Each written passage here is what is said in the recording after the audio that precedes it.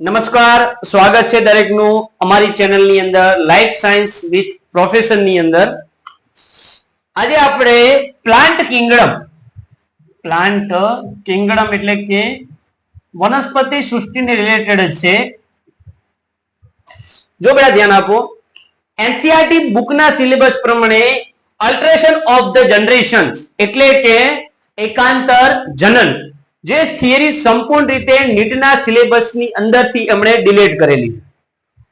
પણ તમારે chapter number 2 અને ચેપ્ટર નંબર 3 ની અંદર એકવિધ જીવનચક્ર, દ્વિવિધ જીવનચક્ર અને એક દ્વિવિધ જીવનચક્ર પૂછાશે નહીં, પણ જન્યુજનક અને બીજાણુજનક તબક્કા પૂછાશે. અને જન્યુજનક અને બીજાણુજનક તબક્કાની જો ડિટેલની અંદર કોઈ થિયરી હોય, જો એની ઇન્ટ્રોડક્શન ને જો સારી રીતે કોઈ સમજાવતી કોઈ થિયરી હોય, તે થિયરી કઈ છે? એકાંતર જનન એટલે કે અલ્ટરેશન ઓફ જનરેશન છે. બે શબ્દો આપણે ખૂબ સારી રીતે સમજવાના છે. એક છે જન્યુજનક તબક્કો, એક છે બીજાણુજનક તબક્કો. આ વસ્તુ સમજી જશો એટલે ઓટોમેટિક તમને આ ખબર પડી જશે કે એકાંતર જનન એટલે શું. જો આની અંદરથી તમારે જે એમસીક્યુ નીકળશે એ નીટ માટે પાવર બૂસ્ટર સાબિત થશે, એટલે આ વિડિયો લેક્ચરને તમારે ઇગ્નોર કરવાનું આવતું જ નથી. સૌપ્રથમ પહેલું સમજીએ કે જન્યુજનક એટલે શું. જો સજીવ પોતાનું જીવન જન્યુ અવસ્થામાં વિતાવે, જન્યુ અવસ્થામાં વિતાવે તો એને શું કહેવાય? જન્યુજનક તબક્કો કહે છે. શું કહે છે?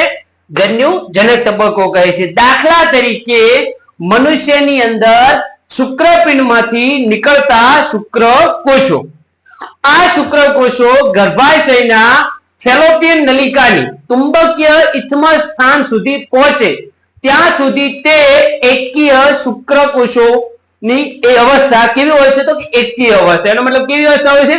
જન્યુજનક અવસ્થા હોય છે.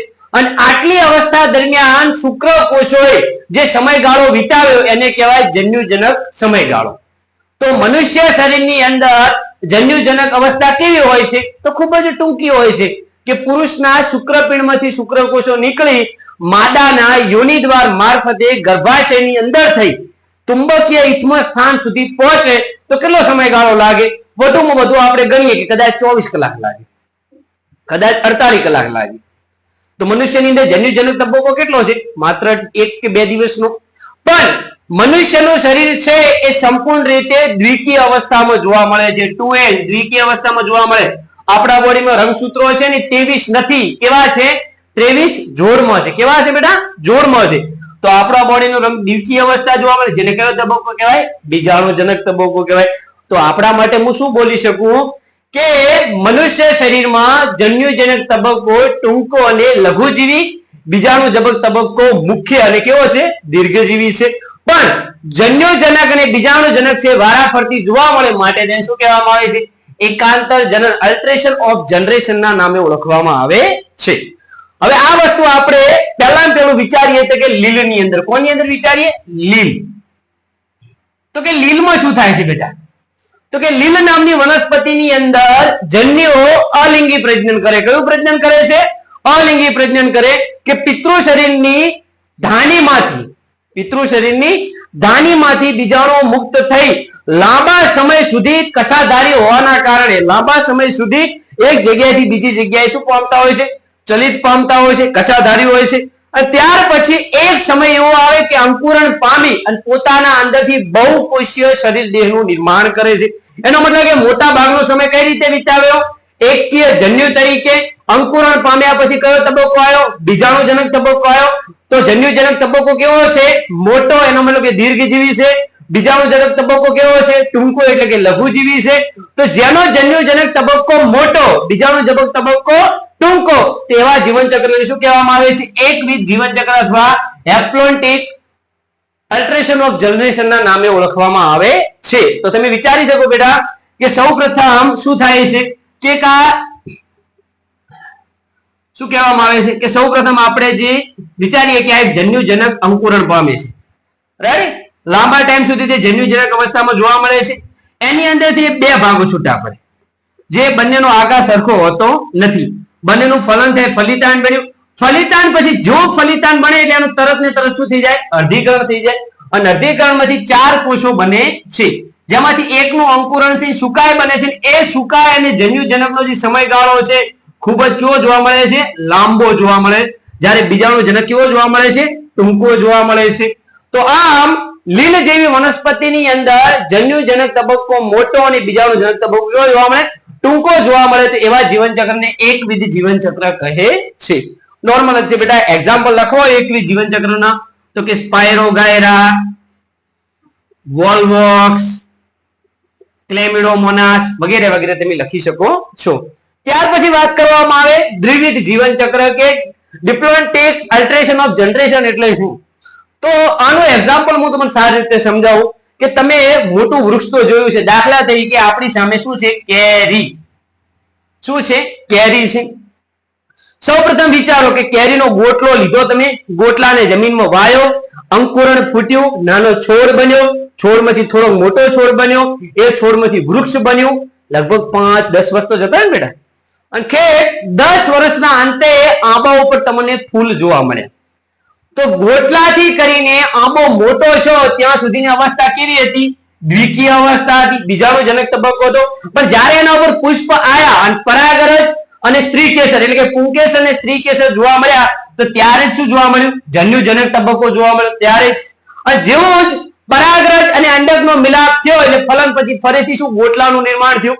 તો જન્યુજનક તબક્કો કેવો છે? ટૂંકો. બીજાણુજનક તબક્કો કેવો છે? ખૂબ જ મોટો. તો આવા જીવનચક્રને કયું જીવનચક્ર કહેવાય? દ્વિવિધ જીવનચક્ર, કે જેનો બીજાણુજનક તબક્કો લાંબો, જન્યુજનક ટૂંકો, તેને શું કહેવાય? દ્વિવિધ જીવનચક્ર કહે છે. તો એની અંદર જો બેટા આ જન્યુજનક છે, જન્યુ તરત જ શું? ફલિતાંડ મળ્યા. ફલિતાંડ પછી આ તબક્કો ખૂબ જ લાંબો જોવા મળે. ખૂબ જ લાંબો. આ તો કેટલો? માત્ર 1 અઠવાડિયાનો જોવા મળે છે. રાઈટ? એક્ઝામ્પલ ની વાત કરવામાં આવે તો કે અનાવૃત અને આવૃત બિદ્ધારી. અનાવૃત અને ઉચ્ચ કક્ષાની આવૃત બિદ્ધારીમાં કયું જીવનચક્ર જોવા મળે? દ્વિવિધ જીવનચક્ર. પણ નીટ માટે એમસીક્યુ નો એક પાવર બૂસ્ટર હું તમને કહી દઉં કે ફ્યુકસ લીલ છે, લીલ છે, ફ્યુકસ લીલ છે, કયું જીવનચક્ર દર્શાવે છે? દ્વિવિધ જીવનચક્ર દર્શાવે છે. ત્યાર પછી વાત કરવામાં આવે ત્રીજા નંબરનું, જેનું નામ છે એક દ્વિવિધ જીવનચક્ર. કદાચ વનસ્પતિ પણ આપણા જેવી હોય કે અમારે નથી આ બાજુ બેહું, નથી આ બાજુ. દાખલા તરીકે આપણા સમાજ કુટુંબમાં પણ એવા માણસો હોય ના, આપણા હામાં બેઠા હોય ને પેલા હામાં બેઠા હોય અને વચ્ચે મોઢું ચડાવીને બેઠા હોય. પેલા પણ તમને બેટા કહું છું કે જિંદગીની અંદર 2 શબ્દો આવે છે, સગા અને વાલા. તમારા હગા હોય ને કોઈ તમારા ઘરે આવે નહીં, અને વાલા હોય ને કીધા વગર આવતા. એટલા માટે આપણે ઘરે આવતા તો આપણે શું કહીએ? હગા વાલા કહીએ. તો આ એક દ્વિવિધ જીવનચક્ર છે કે નથી અમારે એક વિધમાં રહેવું, નથી અમારે દ્વિવિધમાં રહેવું, અમારે તો પોતાની અલગ પાર્ટી પેદા કરવી છે. તો એક દ્વિવિધ જીવનચક્ર છે કોની અંદર જોવા મળે? તો કે દ્વિઅંગી અને ત્રિઅંગી નામની વનસ્પતિઓમાં જોવા મળે છે. જો બેટા ધ્યાન આપો, લીલની અંદર જન્યુજનક તબક્કો છે 90% પ્રભાવી હોય, બીજાણુજનક તબક્કો કેટલો હોય? 10% જીવન હોય. દ્વિવિધ જીવનચક્રની અંદર જન્યુજનક તબક્કો તો ખાસ માત્ર 1% પૂરતો હોય, બાકીનો બીજાણુજનક 99% હોય. પણ એક દ્વિવિધ જીવનચક્રની અંદર દ્વિઅંગી વનસ્પતિની અંદર જન્યુજનક તબક્કો કેવો હોય? પ્રભાવી. જન્યુજનક તબક્કો કેવો હોય? પ્રભાવી. પણ કેટલો પ્રભાવી? તો મહદઅંશે 55%, જેટલો તો 45% કેવો હોય છે? બીજાણુજનક હોય છે. જ્યારે ત્રિઅંગીમાં ઉલટું, જન્યુજનક તબક્કો છે 45 અને બીજાણુજનક કેટલો થાય? 55.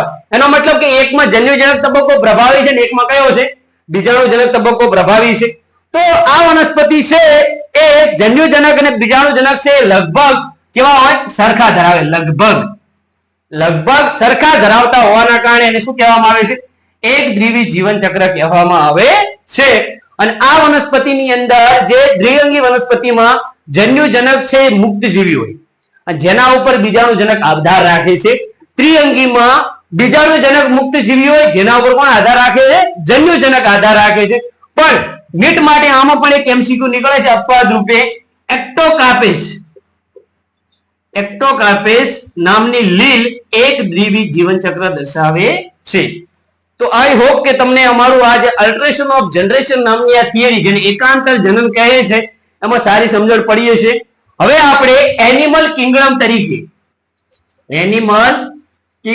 યુનિટ 4 તરફ આગળ વધીશું.